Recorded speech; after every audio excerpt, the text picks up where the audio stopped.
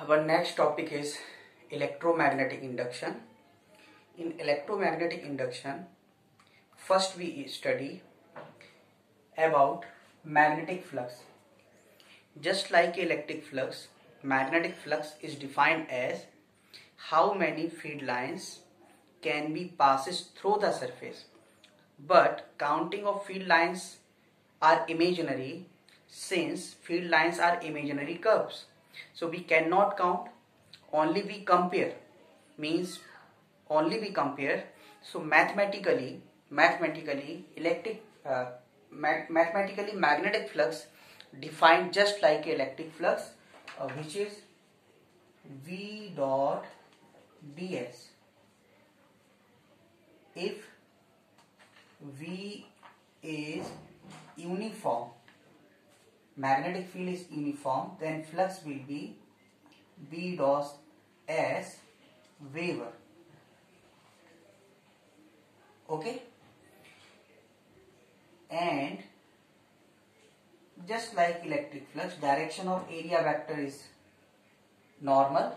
Okay, and suppose magnetic field passes through this, is then phi equal to Bs cos theta. If theta equal to 90 degree, then flux will be 0. Okay, then flux will be 0. Example, if V equal to 2I plus 3J minus 5K Weber per meter square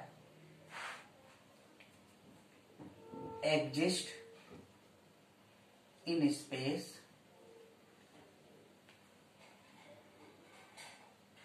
a surface of area 5 meter square lies parallel to YZ plane,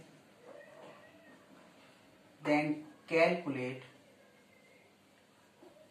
flux, means magnetic flux passes through it. So phi equal to B dot area vector. B is 2I plus 3J minus 5K and area vector. Magnitude is 5. If plane lies parallel to YZ plane, then direction of area vector is plus minus I cap. If direction is not given, then for flux we choose the direction n cap in such a way so that flux will be positive. So if plane lies parallel to YZ, then normal will be along x-axis. So area vector is 5I. Dot product will be 2 into 5, that is 10 Weber. So we can calculate flux passes through the given surface.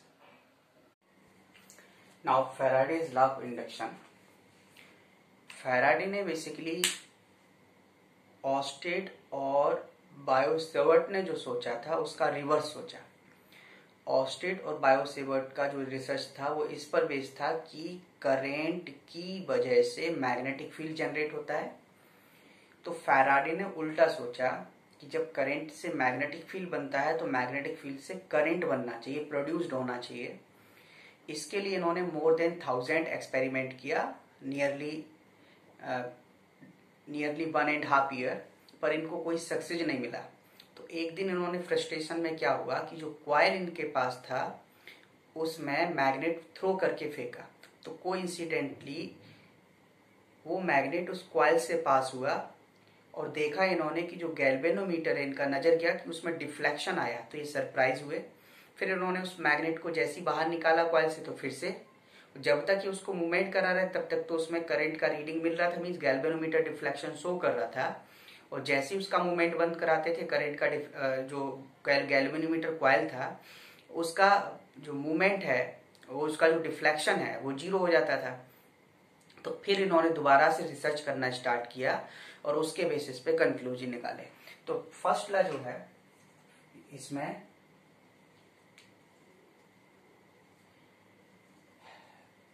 whenever flux, magnetic flux, okay, passes through the coil, changes and EMF induced in the coil. If coil is closed, then induced current flow through it। ये तो first law हो गया। Conclusion में निकाला जब तक flux में change आएगा तभी तक ईएमएफ इंड्यूस्ड होगा। और जो सेकंड लॉ है कि इंड्यूस्ड ईएमएफ, इसको फैराडे लेंज लॉ भी कहते हैं। Induced EMF E equal to minus d∅dt। Any induced EMF rate of change of flux होगा, ये तो फैराडे ने बोला। Rate of change of flux होगा, ये तो फैराडे ने बोला। लेकिन ये जो माइनस साइन इसमें यूज हुआ है, ये नेगेटिव साइन लेंज ने दिया। नेगेटिव साइन ये शो करता है, तो इसका जो यूनिट आएगा इतना वोल्ट और वेबर पर सेकेंड, ये भी इसका यूनिट कह सकते हैं। तो ये ई इंड्यूस्ड आया। यहां पर ये जो नेगेटिव साइन है shows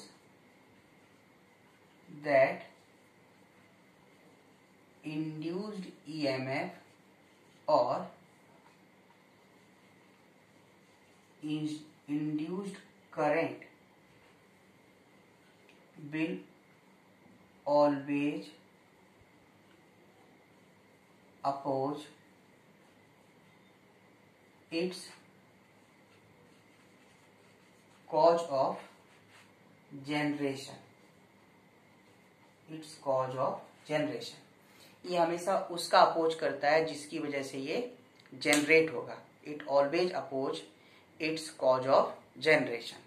अब इसका क्या मीनिंग हुआ देखते हैं।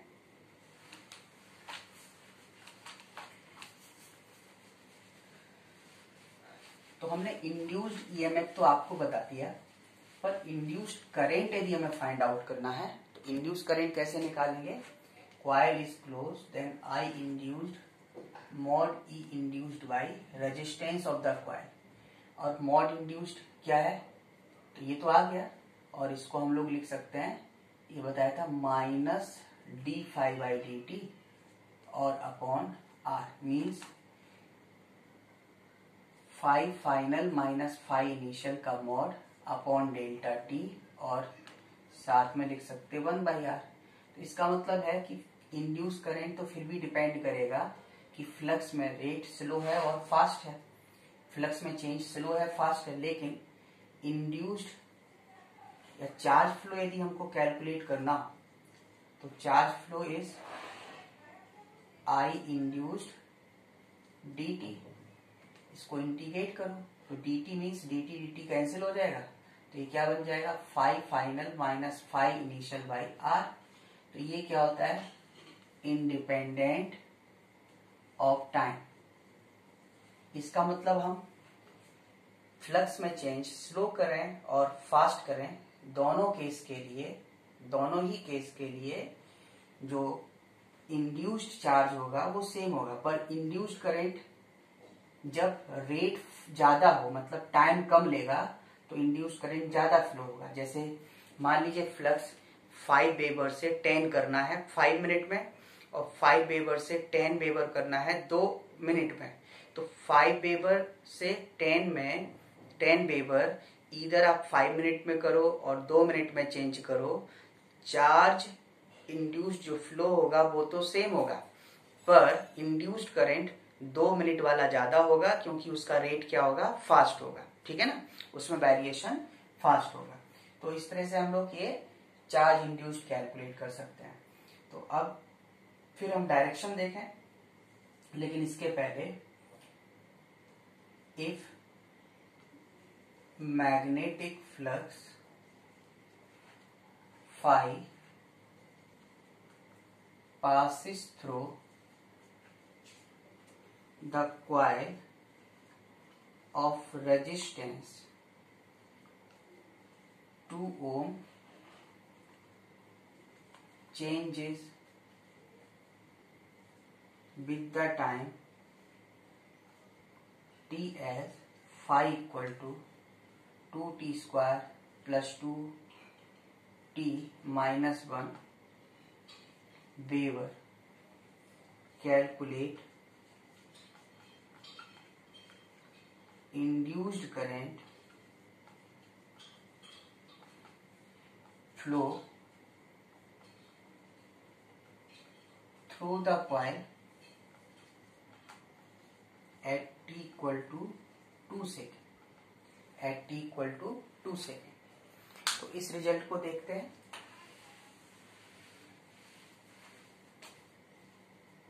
देखिए जरा कि यहां पर हमने सपोज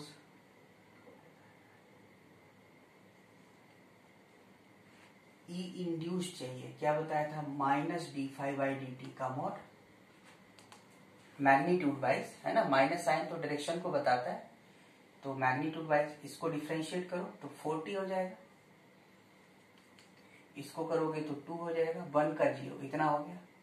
तो आई इंड्यूस्ड क्या बताया था, E induced by resistance 40 + 2 and resistance is 2 ohm, so it will be 2t plus 1 ampere. Calculate induced current at t equal to 2 second. At t equal to 2 second, I induced will be 2 plus 1, that is 5 ampere. Okay, this is the answer. Now direction of induced current. पहले तो आप ये इसको हम आपको magnetic field में भी बता चुके थे कि जैसे ये लूप है, इसमें करंट आई कैसे जाए, क्लॉकवाइज। तो क्लॉकवाइज का मतलब करंट हुआ इनवर्ड, इनवर्ड का मतलब हुआ यहाँ साउथ, इसके पीछे क्या बनेगा, नॉर्थ। और दूसरा मैंने बोला था कि यदि करंट आता है एंटी क्लॉकवाइज तो इस साइड नॉर्थ बनेगा, इसके पीछे साउथ, और फील्ड यहाँ पे दिखाते हैं तो कैसे दिखाते हैं, आउटवर्ड। तो कुछ इसी कंसेप्ट का यूज करके हम लोग डायरेक्शन पता करेंगे। तो कुछ एग्जाम्पल्स लेते हैं, जैसे suppose first example, this is uniform magnetic field and this is loop. If we expand in all possible directions, then direction of induced current will be। तो देखें जरा, ये कंडक्टिंग लूप है और इस कंडक्टिंग लूप को हम लोग एक्सपेंड करना शुरू करते हैं। तो if loop expand then find direction of induced current. Okay, तो see here, if we expand then phi will increase. क्यों, एक्सपेंड करेंगे तो एरिया बढ़ेगा तो फ्लक्स इंक्रीज करेगा। तो हमने आपको बताया था ये जो इंड्यूस्ड ईएमएफ या करंट जनरेट होगा वो due to potential difference, due to flux variation की वजह से होना है ना। और उसका डायरेक्शन ऐसे डिसाइड करेंगे कि वो उस कॉज का अपोज करे जिसकी वजह से जनरेट हुआ। तो यहाँ मेन कॉज तो फ्लक्स ही होता है ना। तो if flux increases here, flux increases, तो अपोज क्या करें, अपोज ये हुआ कि फ्लक्स मस्ट डिक्रीजेस। अब फ्लक्स कैसे डिक्रीज कर सकते हैं, फ्लक्स डिक्रीज कर सकते हैं मैग्नेटिक फील्ड डिक्रीज करा के, एरिया डिक्रीज करा गया, उनके बीच के एंगल को बदल के। तो एंगल वेंगल तो चेंज नहीं हो रहा। अब हमारे पास बचा एरिया और मैग्नेटिक फील्ड। हमने बताया कि फ्लक्स डिक्रीज कराना तो एरिया डिक्रीज कराओ या मैग्नेटिक फील्ड डिक्रीज कराओ। एरिया यहाँ डिक्रीज नहीं हो रहा क्योंकि हम एक्सपेंड कर रहे हैं, वो तो इंक्रीज ही हो रहा है। तो इसका मतलब हमारे पास मैग्नेटिक फील्ड बना। सिर्फ मैग्नेटिक फील्ड बचा जिसको हम डिक्रीज करा सकते हैं। But magnetic field is a vector quantity, और मैग्नेटिक फील्ड एक वेक्टर क्वांटिटी है, और वेक्टर डिक्रीज कैसे होगा? पहले से मैग्नेटिक फील्ड एग्जिस्ट कर रहा है स्पेस में, लेकिन यदि इसमें कुछ करंट ऐसे फ्लो हो जिससे वो मैग्नेटिक फील्ड इसका अपोज कर पाए। अपोज करने का मतलब यदि ये इनवर्ड है तो वो आउटवर्ड, तो कम कुछ अमाउंट तो कम से कम होगा ना, तो फ्लक्स क्या कर सकता है? डिक्रीज कर सकता है। तो oppose phi must decrease, that is B कैसा होना चाहिए? बी बोले तो magnetic field due to induced current must be, decrease कराना है तो ये इनवर्ड है तो कैसा होना चाहिए? आउटवर्ड। अब आउटवर्ड के लिए देखो, आउटवर्ड का मतलब डॉट, तो अब ये आउटवर्ड कैसे हो सकता है? आउटवर्ड तभी हो सकता है, अब डॉट का मतलब ये वाली सिचुएशन है, डॉट का मतलब ऐसे फील्ड बनाना है, इसका मतलब करंट कैसा होना चाहिए? आई इंड्यूस्ड कैसा होगा? Anti clock wise. या ऐसे सोचो कि आउटवर्ड कब आ सकता है लूप के अंदर? जब करंट कैसे फ्लो?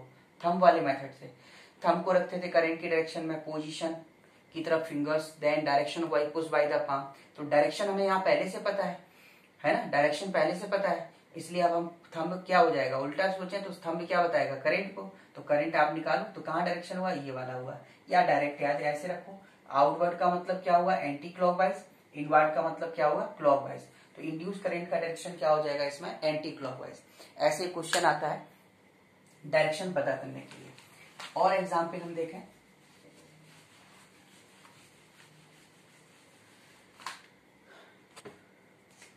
नेक्स्ट एग्जाम्पल, सपोज ये एक वायर है, इसमें करंट वेरी कर रहा है according to the relation 2t+1, तो टाइम इंक्रीज करेगा, और ये लूप है, और इसमें हमें क्या करना है?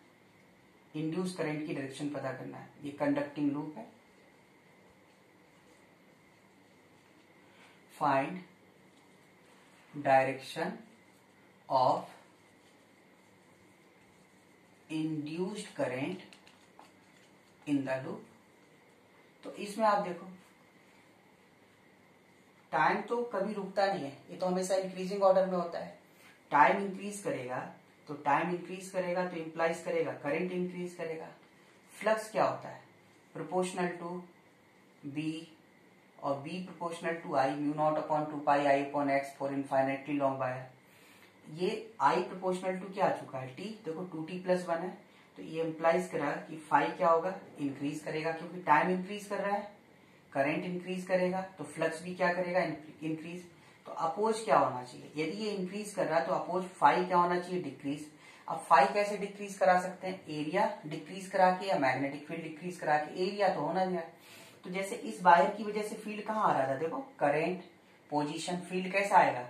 Due to this wire field will be inward, तो हर जगह इनवर्ड होगा ना।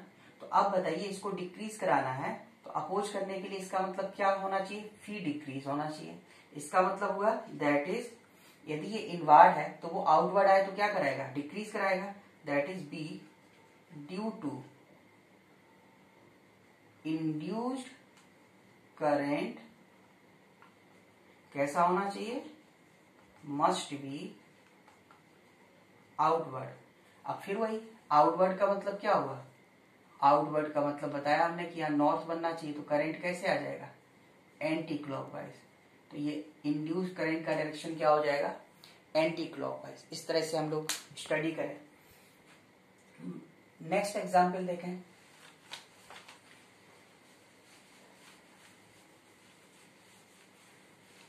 नेक्स्ट एग्जांपल, सपोज ये वायर है और यहां पर I इक्वल टू कुछ भी है, कांस्टेंट है, जैसे 2 एम्पियर, और इसको हम v वेलोसिटी से लेके जा रहे हैं आगे। तो अब फाइंड, ये लूप कंडक्टिंग ही होगा, मैं ना भी लिखूं तो भी कैसा लूप है? Conducting loop. Okay, conducting loop. Find direction of induced current in the loop. अब यहां देखो, जैसे अब करंट तो कांस्टेंट है, पर जैसे जैसे हम इसको लेके जाएंगे तो यहाँ पे since magnetic field proportional to 1/x, distance बढ़ेगा, फील्ड कैसा आएगा? देखो इसकी वजह से इनवर्ड आएगा। इनवर्ट तो आया, लेकिन दूर लेके जाएंगे तो यहाँ पर x इंक्रीज करेगा तो इम्प्लाइज b डिक्रीज करेगा, ये इम्प्लाइज करेगा फाइव भी क्या करेगा, डिक्रीज। अब यहाँ डिक्रीज कर रहा है तो अपोज क्या होगा कि फाइव मस्ट इंक्रीज। अब फाइव इंक्रीज कब होगा, जब ये तो इनवर्ट फील्ड है ही और इस फ्लक्स के लिए b इंक्रीज होना चाहिए। अब इंक्रीज कब करेगा, जब इसका सपोर्ट कर दे।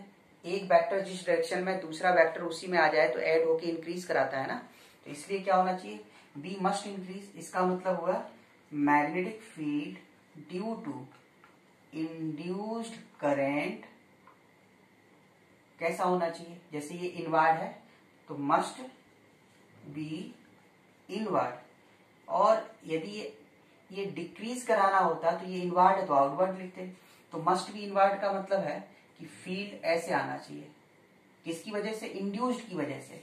अब बताओ ये इसका मतलब यहाँ साउथ, तो ये कैसे बनेगा, इंड्यूस्ड करंट कैसा होगा, इस वाले केस में क्लॉकवाइज हो जाएगा। तो ऐसे हम लोग इंड्यूस्ड करंट का डायरेक्शन फाइंड आउट कर सकते हैं। ओके, सेल्फ इंडक्शन, तो ये फैराडे लॉ ऑफ इंडक्शन पर बेस्ड ही कंसेप्ट है। तो सेल्फ इंडक्शन में क्या होगा कि जैसे कोई कॉइल है और इसमें कोई आपने एक आमीटर लगा दिया या मिली आमीटर कुछ भी लगा दिया, आमीटर लगा दिया, इसको आप स्लाइड कराओगे तो इससे जो करंट जाएगा उसमें चेंज आएगा। तो यहां पर सेल्फ इंडक्शन में हम कह सकते हैं कि flux passes through the coil is directly proportional to current flow through it। तो ये तो हम जानते हैं। इस कॉइल का फ्लक्स हम कैलकुलेट कर पाए या ना कर पाए, लेकिन पता है कि यदि कॉइल है उसमें करंट फ्लो हो रहा है तो अंदर फील्ड तो बनेगा। हालांकि हमारे पास फॉर्मूला सिर्फ सेंटर के लिए है, लेकिन ठीक है फॉर्मूला सेंटर के लिए, लेकिन बाकी पॉइंट्स पे भी तो फील्ड बनेगा। और वो magnetic field proportional to current होता है, चाहे जो फॉर्मूले को आप देखो सब में B प्रोपोर्शनल टू I है, मतलब डिपेंड्स ऑन द करंट।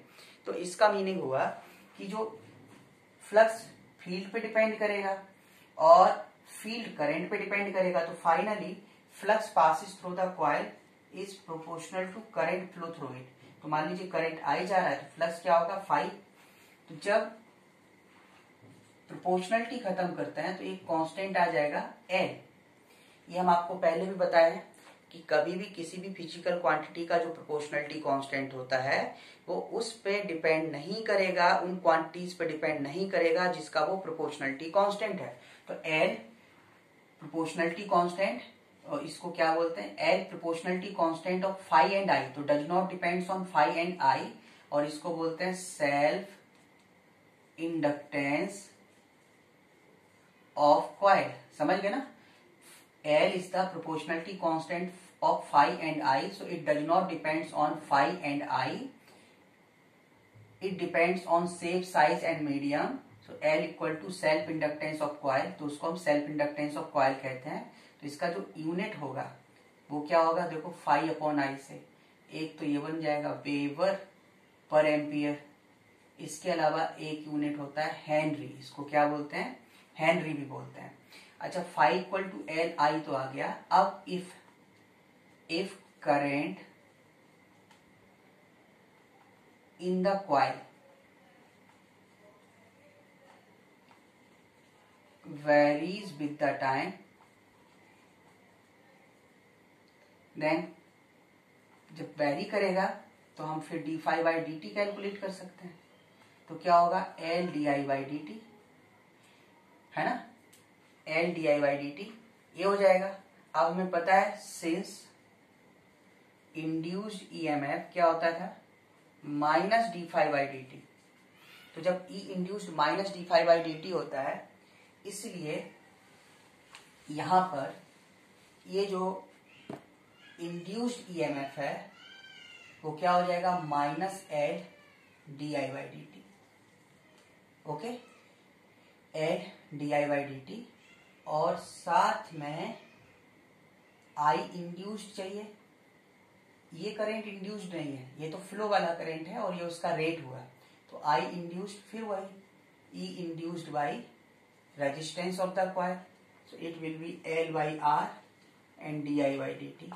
तो इसका मतलब induced current flow will depends on the rate of change of current, जबकि क्यू फ्लो जो होगा वो क्या लिखते थे हम लोग, I induced into D T. इसको आप सॉल्व करो तो L by R D T cancel होके डी आई, और limit I initial to I final, इसका मॉड, तो ये क्या हो जाएगा Q equal to L by R, और ये I final minus I initial mod. कहने का मतलब जो चार्ज फ्लो होगा वो तो सिर्फ चेंज पे डिपेंड करेगा, लेकिन इंड्यूस करंट किस पे डिपेंड करेगा, रेट पर डिपेंड करेगा, है ना। तो अब हम इससे रिलेटेड एग्जांपल देखें।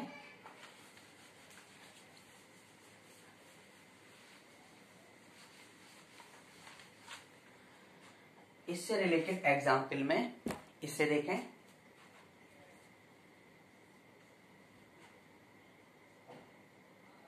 If current flow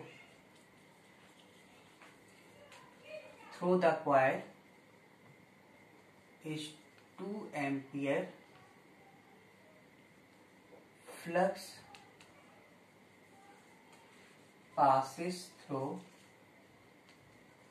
the coil is 2 Weber or suppose 3 Weber, then calculate self inductance of the coil.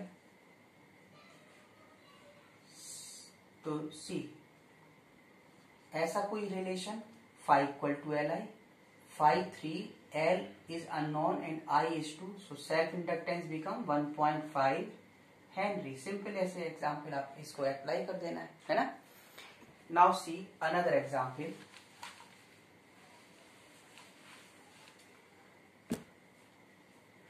Next example,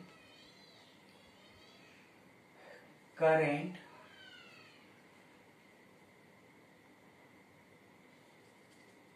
changes in the coil from 1.0 ampere to 1.2 ampere in 2 millisecond. Current changes in the coil from 1.0 ampere to 1.2 ampere in 2 millisecond. Flux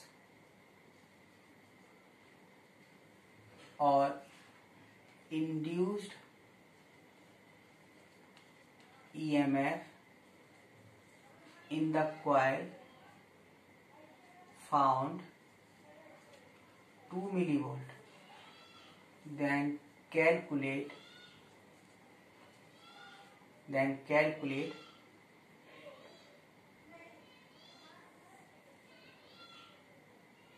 self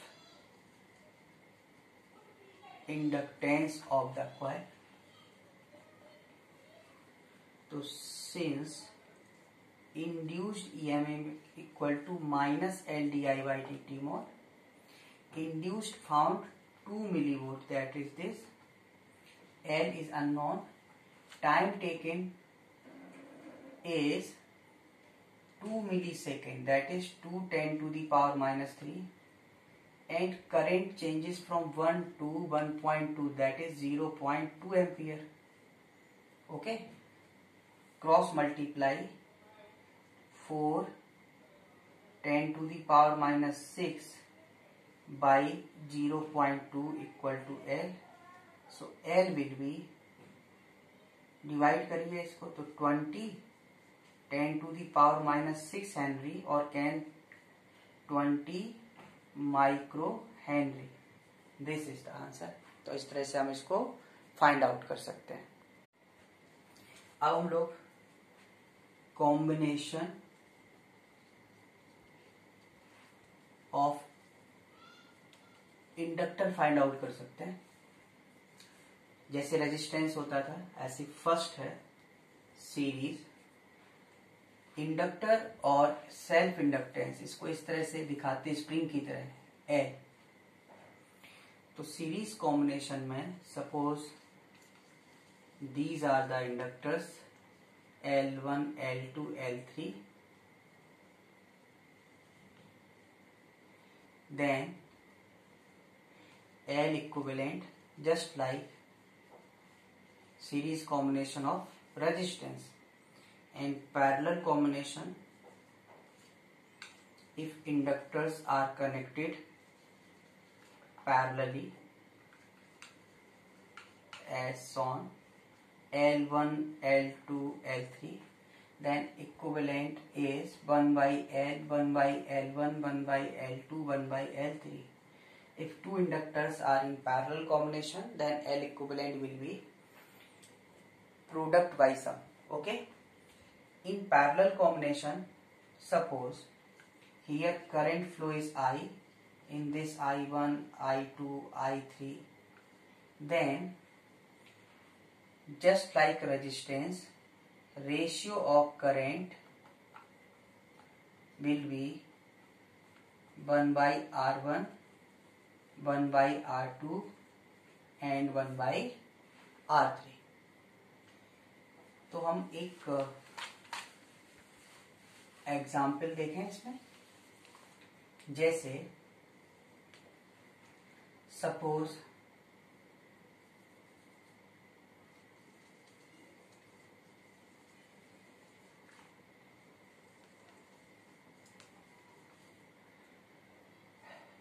these are 5 inductor, each of inductance L, A, B, C, D. Calculate equivalent inductance between A and B। तो फिर जब इसका जो calculation का तरीका है equivalent to current system है, resistance system है, तो आप इसको फिर वही 5 रेजिस्टेंस हो, 5 कैपेसिटर हो, 5 इंडक्टर्स हो, हम चेक करेंगे कहीं ब्रिज बैलेंस तो नहीं है। तो P upon Q equal to R upon S। तो यहाँ पर in solution since P upon Q equal to R upon S, इसलिए ब्रिज क्या होगा, विल बी बैलेंस, जैसे हम रेजिस्टेंस में करते थे। तो ये बीच वाला हटा सकते हो, तो जब बैलेंस होता था तो बीच वाला हटाते थे। तो इसलिए यहाँ पर एक इंडक्टर ये, एक इंडक्टर ये, एक इंडक्टर ये, एक इंडक्टर ये, L L L L, और ये हो गया A हो गया B। अब ये दोनों किस में हो गए, सीरीज में। ये दोनों किस में हो गए, सीरीज में। दो सीरीज का मतलब हुआ ये कैसे बनेगा, इस तरह से 2L, ये नीचे वाला क्या बनेगा, ये इस तरह से बनेगा 2L। Okay, so L A B equivalent between, if two are in parallel then product by sum 2L plus 2L, so it will be 2L into 2L, sorry, so it will be L only, so equivalent inductance will be L. Direction of induced EMF in inductor, तो दो case हो सकते हैं। First case, suppose this is inductor of inductance L and current flow through it is I and I is increasing, तो ये induced EMF है। तो induced EMF हो या current हो, always oppose its cause of generation। तो यहाँ पे करंट इंक्रीज कर रहा है, तो इसके अंदर कुछ भी EMF इंड्यूस्ड होगा तो ये इसकी टेंडेंसी सिर्फ ये होगी कि इसको रिड्यूस करे। इसको रिड्यूस करने का मतलब है कि ये अपना करंट इस तरफ फ्लो कराने की कोशिश करेगा। जैसे मैं बार बार बोल रहा हूँ इंड्यूस्ड EMF वर्ड किसके लिए यूज किया जाता है, फॉर बैटरी, इलेक्ट्रोमोटिव फोर्स होता है तो पोटेंशियल डिफरेंस है, पर किसके लिए होता है ये टर्म यूज, बैटरी के लिए होता है। इसका मतलब है this inductor behave as a battery तो अब हमें पता है कि इंड्यूस्ड करंट का डायरेक्शन हमको इस तरफ करना है, तभी डिक्रीज होगा। ये आई तो फ्लो हो रहा है, मेन सप्लाई है, पर इंड्यूस्ड इधर होना चाहिए जिससे कि इसके अमाउंट को कम कर पाए। तो इसका मतलब ये तभी होता है जब बैटरी में प्लस टर्मिनल बने, तो यहाँ प्लस होगा, यहाँ पे क्या होगा माइनस। तो इसका मतलब जो ई इंड्यूस्ड हुआ वो कितना होगा, L D I by D T.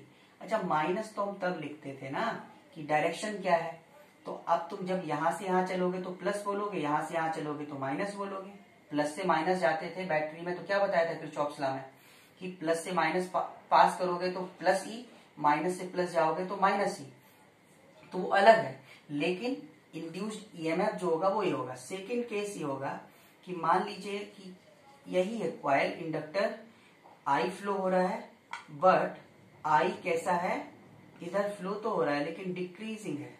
अब डिक्रीजिंग है तो इसका अपोज करके इंक्रीज कराने की कोशिश करेगा, अपोज करना उसको, इंक्रीज करेगा तो डिक्रीज कराएगा, डिक्रीज करेगा तो इंक्रीज कराएगा।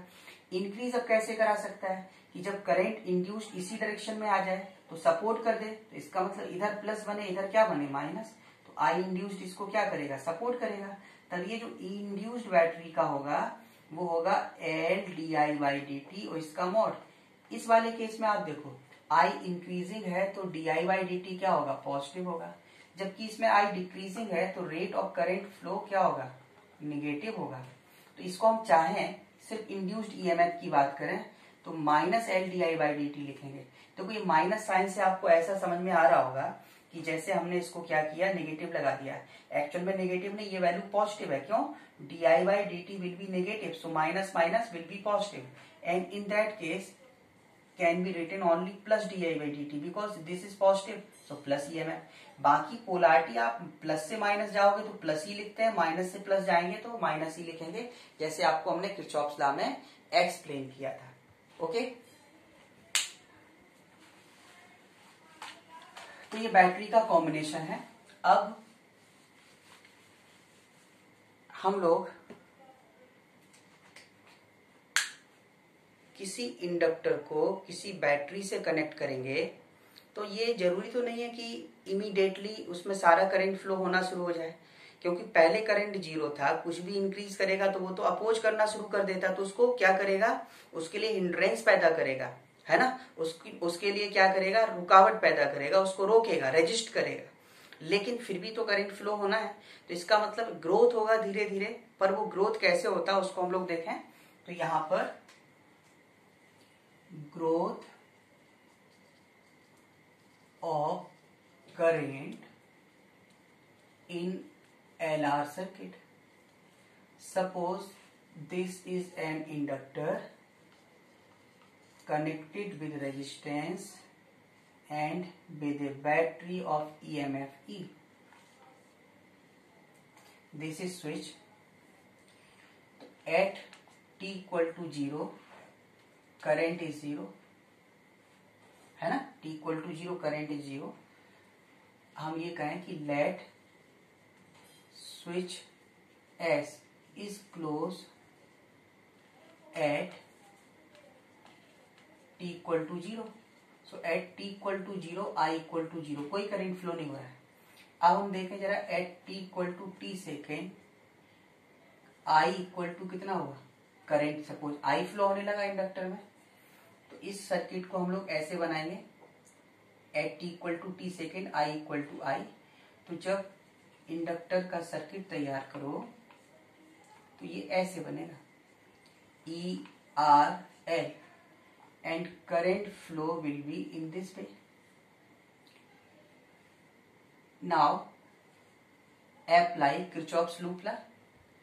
तो for KVL, Kirchhoff voltage law or loop law, for a closed loop sigma v equal to 0, start from here, minus E plus IR and plus L di by dt equal to 0। Okay, L di by dt, इसको हम L di by dt कैसे कह सकते हैं, आप इसको even ये भी कह सकते हो कि पहले करंट जीरो था तो उसके बाद तो करंट क्या है, इंक्रीज कर रहा है ना, तो ये इंक्रीजिंग होगा, तो इसको हम ऐसे बनाएंगे ना, इस सर्किट को देखें, ये प्लस बनेगा, यहाँ माइनस बनेगा, जैसे अभी हमने बताया था। ये बैटरी, तो ये तो ईएमएफ है, ये आर है, करंट ऐसे जा रहा है, और ये क्या बनेगा L di/dt। तो अब इसमें आपने लूप लगाया तो इसलिए क्या होगा सिग्मा v इक्वल टू 0। तो सिग्मा v इक्वल टू 0 कितना बन रहा है, इसी को हम यहाँ लिख दे रहे हैं, इसको हम यहाँ लिख रहे हैं।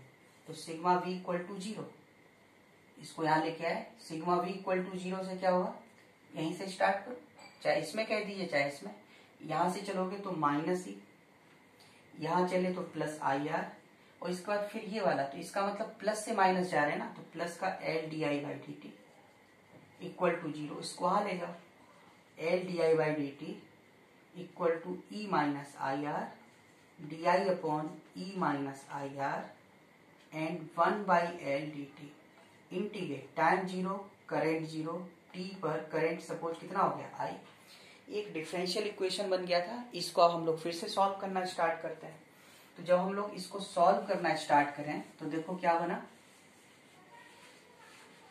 तो अब हम लोग इसको स्टार्ट करते हैं सॉल्व करना। तो यहाँ पे देखो d ये हो जाएगा ln e minus I R and divided by minus R, simple integration है 0 to I t/L cross multiplied RT/L and this upper limit minus lower limit log m minus log n, I की जगह 0 रखोगे तो ये term खत्म, ln e अकेला बचेगा, log m minus log n यानी ln m ln n m/n, so e minus RT/L 1 minus this equal to e to the power its base is e, so minus RT/L. Now I r upon e equal to 1 minus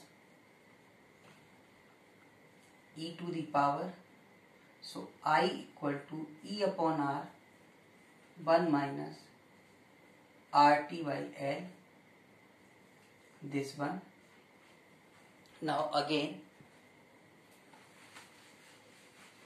see the graph of this. So graph varies, current varies with time t according to the graph like this, charging of capacitor की तरह आएगा and its maximum value is E/R. So I equal to its value is maximum, इससे ज्यादा तो नहीं हो सकता, so I equal to E upon R 1 minus T by L, or can be written as I naught 1 minus, where I naught max current flow through the inductor and tau is L/R। Unit इसका क्या होगा L/R, इसको बोलते हैं time constant for growth of current. Unit of tau कितना होगा second, ठीक है, unit of tau will be second. अब इसको जैसे हमने आपको चार्जिंग ऑफ कैपेसिटर में एक्सप्लेन किया था कुछ केसेस, वैसे यहाँ पर भी देखें, है ना। तो इसको हम लोग जरा देखें क्या क्या पॉसिबिलिटी है।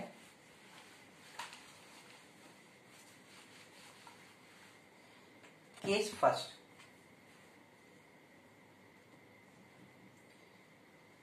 just after switch closed, तो just after switch closed means at t equal to 0, so I will be E upon R or I naught 1 minus e to the power minus t by tau, that is 0, so it will be E/R, that is maximum.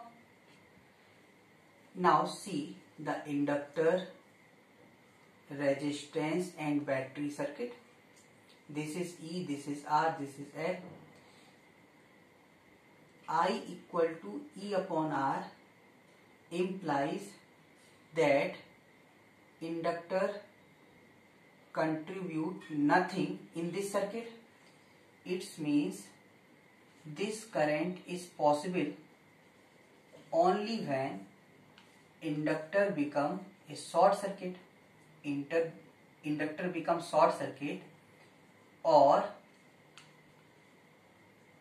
E by R, I equal to I max और E by R.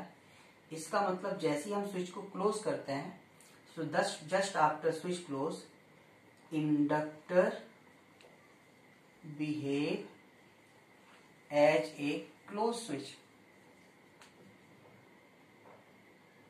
Sorry, ये mistake हो गया. यहां देखें, just after switch close T equal to 0, I equal to E upon R, 1 minus E to the power 0 is 1. So 1 and 1 cancel out, that is e by r, 1 minus 1, that is 0. That is no current flow.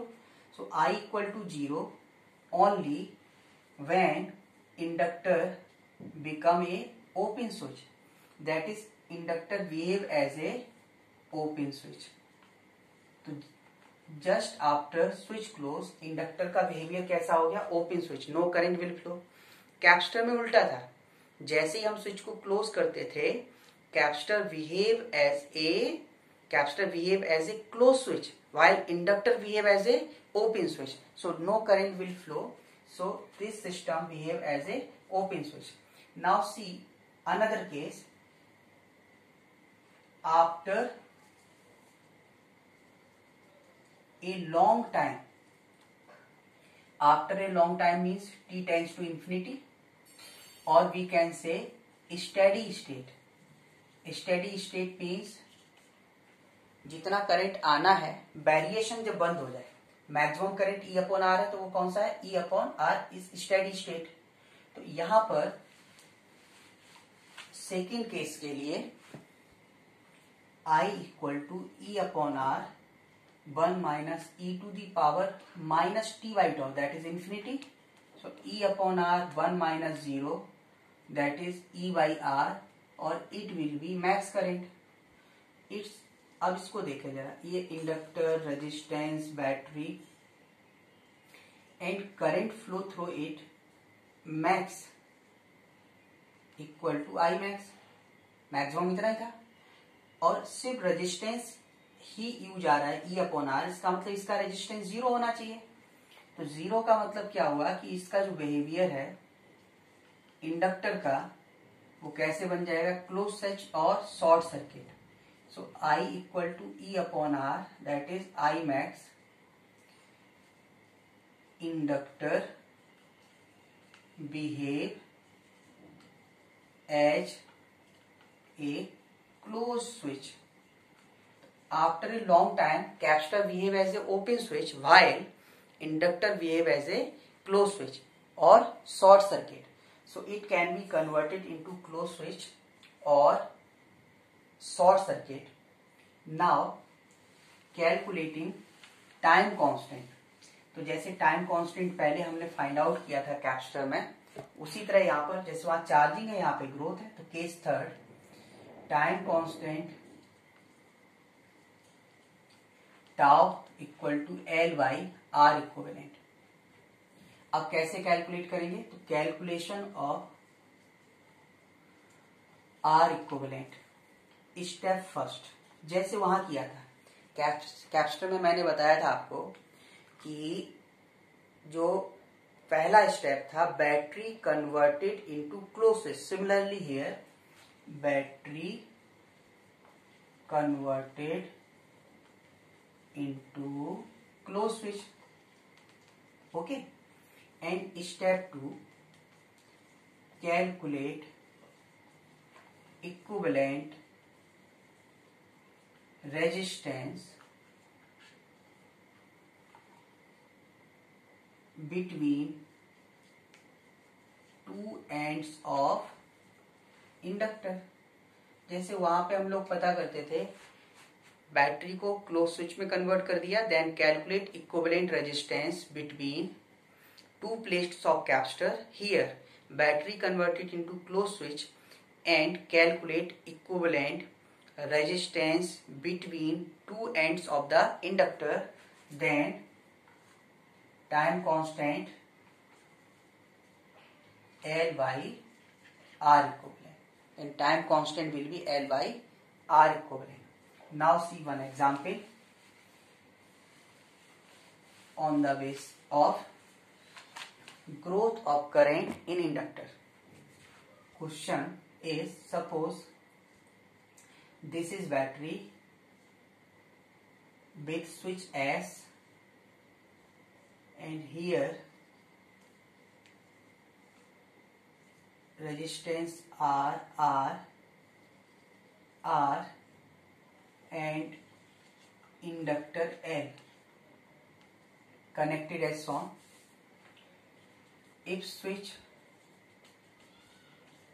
S is closed at t equal to 0, calculate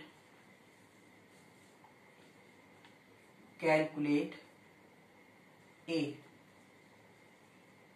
current flow through battery just after switch close or at t equal to 0. Second, calculate current flow through battery after a long time or in steady state or at t equal to infinity. And C, time constant for growth of current in LR circuit, and time constant for growth of current in LR circuit. Now start with A. Current flow through battery at t equal to 0. T equal to 0 means just after switch close. So just after switch close, inductor behave as a open switch. So this is ER, and this will be open switch. Okay, open switch. So no use of this resistance. Current flow through these two resistance only. So I will be E upon R. If our question is that calculate current flow through the inductor, so inductor connected in this branch, and this branch behave as a open switch, so no current flow through it. So inductor current will be 0 at t equal to 0. Now see B part.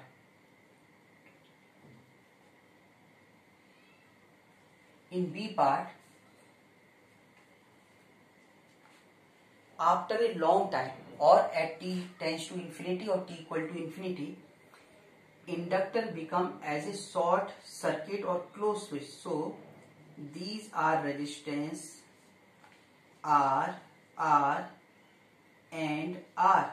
Inductor become as a closed switch or short circuit. So now see here, these two resistance will be in parallel, so R by 2, and with this resistance it will be in series.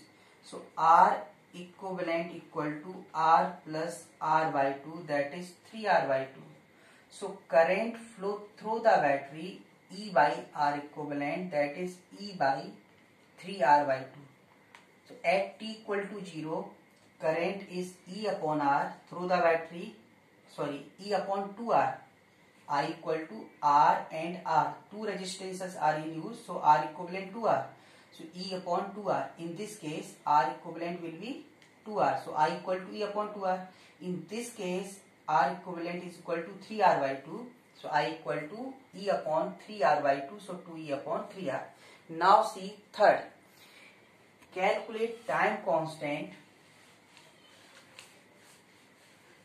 for growth of current in LR circuit. Calculation of time constant for growth of current in LR circuit. Now see, step first. Battery converted into close switch. Okay, जो जैसे resistance लगे थे वैसे लगा दीजिए आप। And calculate equivalent resistance across the end of the inductor. So inductor connected at these 2 points. So equivalent resistance across this. Now see, these two R will be in parallel and it will be series with this. So R PQ will be R by 2 plus R, that is 3R by 2. So time constant equal to L by R equivalent 3R by 2. So 2L by 3R second. Unit of time constant is second. So time constant for growth of current will be 2L by 3R. Okay, तो इस तरह से हम इसको find out कर सकते हैं। Now see one more example. Suppose these are 3 inductors L1, L2, L3 connected with a resistance and battery. Suppose this is 10 volt and 5 ohm. Its inductance is 2 Henry, 3 Henry and L3 6 Henry. Calculate current flow through each inductor in steady state. Calculate current flow through each inductor in steady state. तो ये तो हम लोग जान चुके हैं कि steady state में इंडक्टर का जो बिहेवियर है एज ए क्लोज स्विच। तो all these 3 inductor behave as a close switch, so current will flow only 10/5. So solution in steady state